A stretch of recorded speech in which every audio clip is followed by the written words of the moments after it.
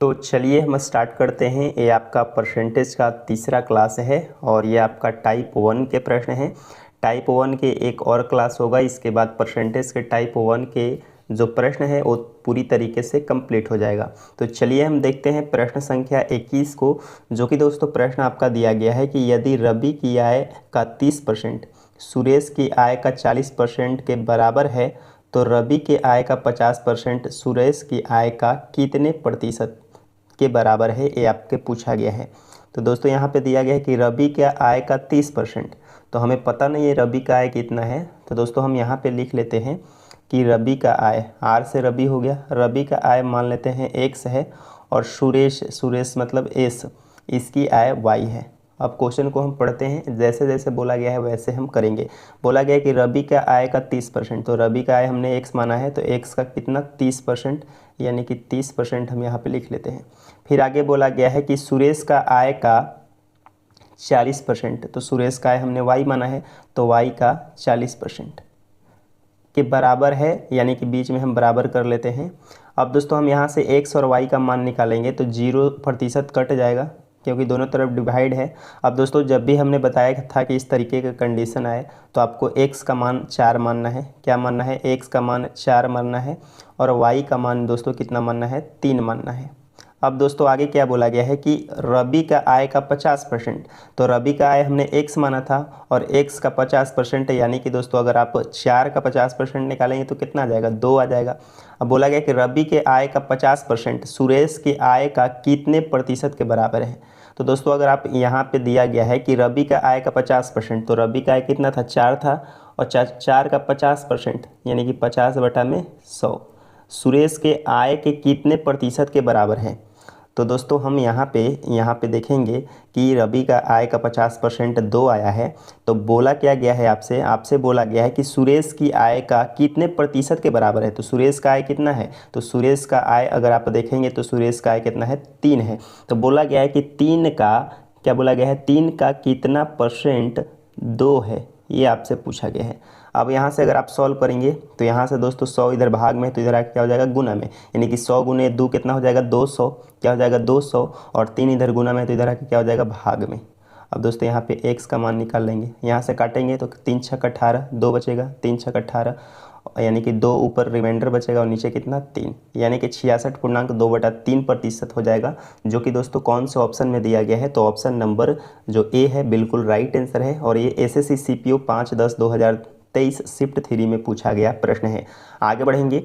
अगला दोस्तों प्रश्न संख्या 22 दिया गया है। 22 नंबर प्रश्न है कि एक संख्या में 20% की वृद्धि करने पर 240 प्राप्त होता है तो संख्या ज्ञात करें। तो बोला गया कि एक संख्या में 20% वृद्धि की जाती है, तो आपको क्या करना है कि 20% का फ्रैक्शन मान लाना है। मैंने बताया था कि 20% का फ्रैक्शन मान कैसे बदलते हैं। तो 20 का 20 लिखेंगे और इस प्रतिशत के बदले हम 100 लिखेंगे। यहाँ से अगर आप काटेंगे तो 20 एकम 20 और 20 पचे 100, यानी कि फ्रैक्शन मान कितना आ गया? 1/5 आ गया। अब आपसे बोला गया है कि एक संख्या में 20% की वृद्धि की जाती है। तो मान लेते हैं संख्या 5 है और 5 में अगर आप 20% की वृद्धि करेंगे तो कितना हो जाएगा? 5 में 1 जोड़ेंगे तो कितना हो जाएगा? 6, यानी कि 6 हो जाता है, लेकिन क्वेश्चन में दिया गया है कि 240 प्राप्त होता है, यानी कि 6 का मान आपके पास दिया गया है 240। आपसे पूछा गया है संख्या ज्ञात करें, तो संख्या हमेशा नीचे वाला होता है, यानी कि 5 का वैल्यू आपसे पूछा गया है। अब यहाँ से इसको काटेंगे, कितना बार में कटेगा? 40 बार में, और 40 बचे कितना हो जाएगा? 200, यानी कि संख्या कितना है? 200 है, जो कि ऑप्शन नंबर ए आपका बिल्कुल राइट आंसर है। आगे बढ़ेंगे। अगला दोस्तों प्रश्न संख्या 23 दिया गया कि जब किसी संख्या में 8% की वृद्धि की जाती है तो वह स्वयं का 120% हो जाती है, तो वह संख्या ज्ञात कीजिए। क्या बोला गया है कि किसी संख्या में 8 की वृद्धि की जाती है, सॉरी 8% नहीं है, यहाँ पे बोला गया है 8 की वृद्धि की जाती है। मान लेते हैं कोई संख्या x है, क्या है? x है, और x में दोस्तों 8% की वृद्धि की जाती 8 की वृद्धि की जाती है, तो यह स्वयं का मतलब किसका? मैंने खुद x माना है, तो x का कितना हो जाता है? 120% हो जाती है, यानी कि 120/100। क्या हो जाएगा? 120/100, तो वह संख्या क्या है? यानी कि x का मान आपसे पूछा गया है। यहाँ से इसको काटेंगे 10 से 10 और इधर भाग में इधर आके हो जाएगा गुना में, तो क्या हो जाएगा 10x और प्लस में 10 अट्ठे कितना हो जाएगा 80 और इधर हमारा कितना हो जाएगा, तो इधर हमारा हो जाएगा 12x। क्या हो जाएगा 12x। अब दोस्तों 12x इधर आपको इधर लेके आएंगे तो 12x में से 10x घटेगा तो कितना हो जाएगा 2x और 2x बराबर कितना हो जाएगा 80, तो x बराबर कितना हो जाएगा 2 से इसको काटेंगे 40 बार में। तो हमारा दोस्तों वह संख्या क्या ज्ञात हो गया 40, जो कि ऑप्शन नंबर सी आपका बिल्कुल राइट आंसर है। आगे बढ़ेंगे। अगला दोस्तों प्रश्न संख्या 24 दिया गया है कि किसी संख्या में से 12 घटाने पर क्या होता है, किसी संख्या में से 12 घटाने पर वह संख्या घटकर 40% हो जाती है, तो उस संख्या का 2/50 भाग क्या होगा। क्या बोला गया है कि किसी संख्या में 12 घटाने पर वह संख्या घटकर कितना हो जाता है 40% हो जाता है। तो 40% का बट्टा मान आप पहले आप निकाल दीजिए। 40% का बट्टा मान निकालेंगे तो 20 दूना का 40 और 20 पचे 100, यानी कि 2/5 हो गया। अब बोला गया है कि 12 घटाने पर, क्या बोला गया कि 12 घटाने पर वह संख्या घटकर 40% हो जाती है। यानी कि दोस्तों अगर आप यहाँ देखेंगे कि 5 में कितना घटाया है कि 3 मिला है, तो आप बोलेंगे कि 3 घटाया, कितना 3 घटाया, लेकिन क्वेश्चन में क्या बोला गया है 12 घटाने पर। तो दोस्तों हम बोल सकते हैं कि 3 का मान दिया गया है कितना 12 दिया गया है। तो आपसे पूछा गया है कि उस संख्या का, तो सबसे पहले हम संख्या निकाल लेते हैं कि संख्या है कितना। तो 5 का वैल्यू निकाल लेंगे यहाँ से, 3 से इसको काटेंगे कितना बार में कटेगा 4 बार में, और 5 का कितना हो जाएगा 20, यानी कि जो संख्या कितना है 20 है। और उस संख्या का 2/50, यानी कि इस संख्या का 2/50 आपसे पूछा गया, यानी कि 2/5 का मान आपसे पूछा गया है। 5 से इसको काटेंगे 4 बार में और 4 दूना का 8, यानी कि वह संख्या कितना हो गया 8 हो गया, जो कि ऑप्शन नंबर सी आपका बिल्कुल राइट आंसर है। आगे बढ़ेंगे। अगला दोस्तों प्रश्न संख्या जो है 25 दिया गया है कि किसी संख्या के 70% में 70 घटाया जाए तो शेषफल 70 आता है, तो संख्या ज्ञात करें। जैसे बोला गया वैसे करना है। बोला गया कि किसी संख्या का 70%, तो मान लेते हैं संख्या x है और x का 70% कितना हो जाएगा 70/100। अब दोस्तों किसी संख्या का 70% में से 70 घटाया जाता है, यानी कि इसमें से कितना घटाया जाता है 70 घटाया जाता है, तो शेषफल कितना आता है 70 आता है। यानी कि ये सब करने के बाद हमारे पास कितना आता है 70 आता है। आपसे पूछा गया संख्या ज्ञात करें, यानी कि इस x का मान निकालना है। यहाँ से काटेंगे 10 से 10, ऊपर आएगा कितना 7x और बटा में 10।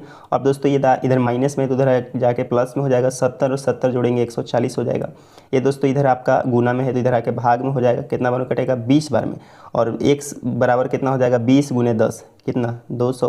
200 कौन से ऑप्शन में दिया गया है, ऑप्शन नंबर डी आपका बिल्कुल राइट आंसर है। आगे बढ़ेंगे। अगला दोस्तों प्रश्न संख्या जो है आपका 26 दिया गया है कि दो संख्याएं तीसरी संख्या से क्रमशः 10% और 25% अधिक है, तो उन दोनों संख्याओं का अनुपात ज्ञात कीजिए। यहाँ पे दो संख्याएं हैं और तीसरी संख्या से बोला गया, तो मान लेते हैं ये पहला संख्या हो गया, ये दूसरा संख्या हो गया और ये आपका तीसरा संख्या हो गया। तीसरा संख्या को हम मानते हैं हमेशा 100, क्योंकि दो संख्या के बारे में बताया गया है। तो तीसरी संख्या को मान लेते हैं 100 और बोला गया है कि दो संख्याएं तीसरी संख्या से क्रमशः 10% और 25% अधिक है। अगर 10% अधिक है तो ये कितना हो जाएगा 110 हो जाएगा, क्योंकि 100 का 10% 10 होता है, यानी कि 110। और ये 125% अधिक है तो 100 में 125% जोड़ दीजिए तो कितना हो जाएगा 125। अब बोला गया है कि उन दोनों संख्याओं का अनुपात, यानी कि 110 और 125 का अनुपात पूछा गया है। काटेंगे इसको 5 से 22 बार में, इसको काटेंगे 5 से, 5 दूना का 10, 50, 25, यानी कि रेशियो कितना आ गया 22:25, जो कि कौन से ऑप्शन में है, तो ऑप्शन नंबर ए आपका बिल्कुल राइट आंसर है। आगे बढ़ेंगे। अगला आपका प्रश्न संख्या 27 दिया गया है। 27 नंबर आपका प्रश्न क्या दिया गया कि दो संख्याएं एक तीसरी संख्या से 61% और 35% कम है, तो पहली संख्या दूसरी संख्या का कितना प्रतिशत है। तो वैसे ही हम मान लेते हैं तीन संख्या, पहला संख्या, दूसरा संख्या और ये तीसरा संख्या। अब तीसरी संख्या से दोस्तों 61% और 35% कम है, तो मान लेते हैं कि तीसरी संख्या 100 रहा होगा, 61% कम है तो कितना रहा होगा, ये 39 रहा होगा। और दोस्तों ये 35% कम है तो ये कितना रहा होगा, तो ये रहा होगा 65%, कितना 65%।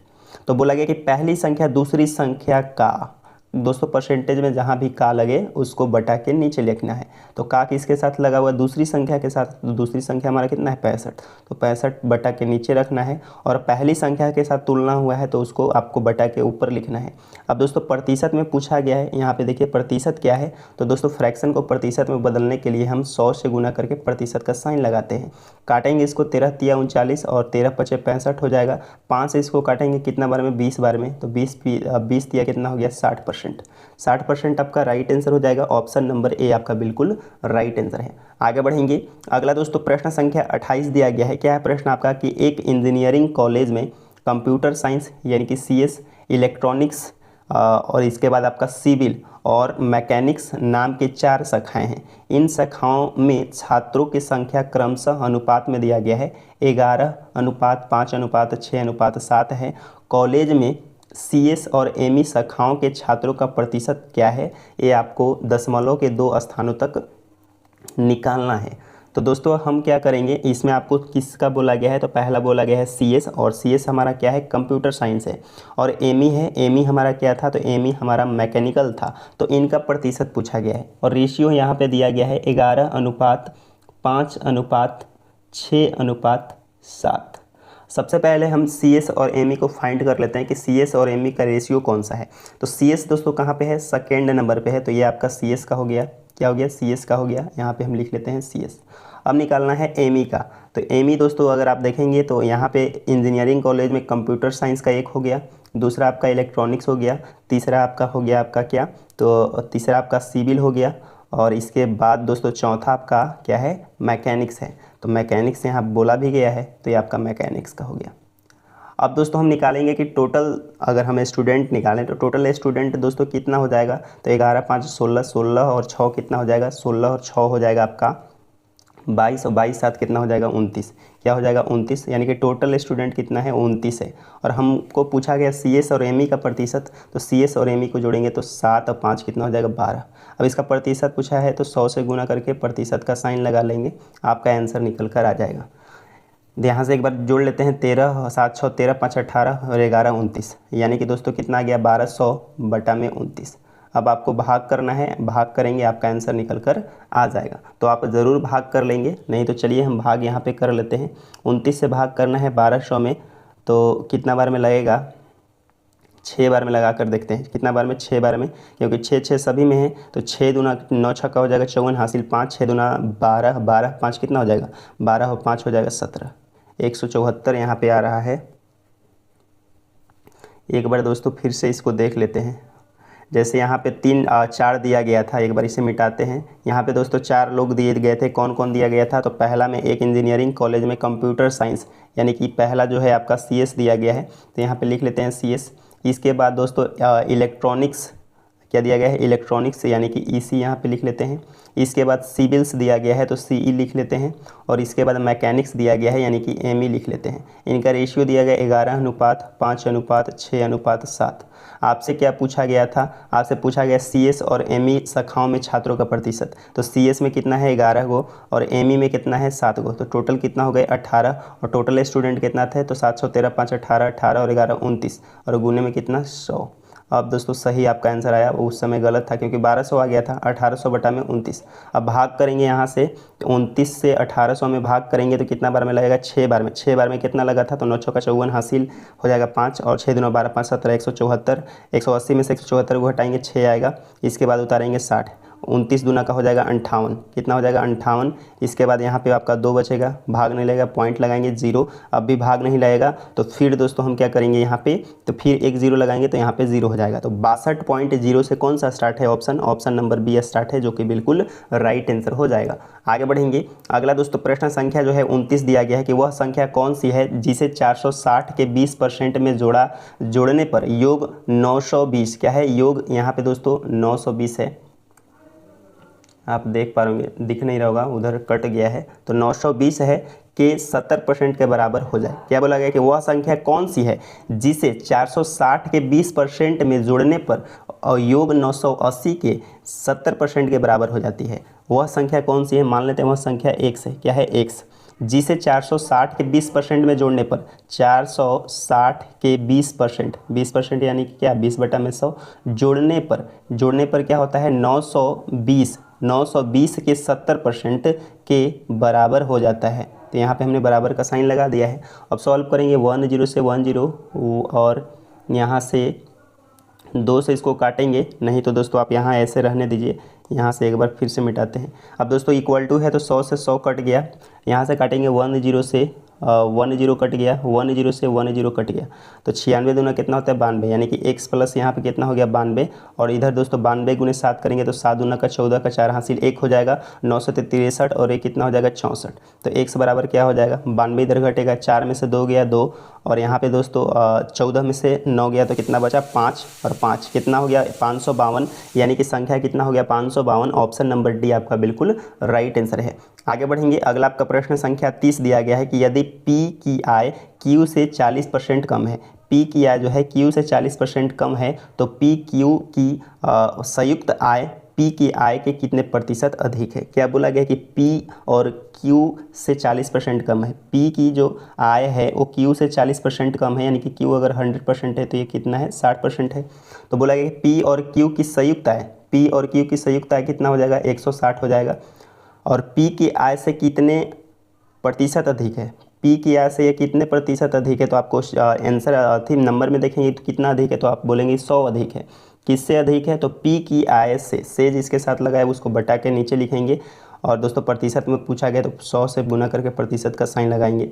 सॉल्व करेंगे 10 से 10 क्या आ जाएगा 100 और 1000 और बटा में 6 भाग करेंगे तो एक बार में लगेगा 6, यहाँ पे बचेगा कितना 4, तो हो जाएगा 40, 6 6 36 हो जाएगा, फिर 4 बचेगा 6 6 36 हो जाएगा, ऊपर 4 होगा नीचे 6%। अब इसको काटेंगे 2 दूना 4 2 तिया 6, यानी कि फाइनल आंसर क्या आ गया 166.2%, जो कि देखेंगे कौन सा ऑप्शन में दिया गया है, तो ऑप्शन नंबर ए आपका बिल्कुल राइट आंसर है। तो दोस्तों ये टोटल आपके 30 प्रश्न थे। उम्मीद करता हूँ कि आपको प्रश्न समझ में आया होगा, जिसका बेसिक क्लियर होगा उन सभी को प्रश्न समझ में आया होगा। दोस्तों हम अगले वीडियो मिलेंगे, तब तक के लिए धन्यवाद।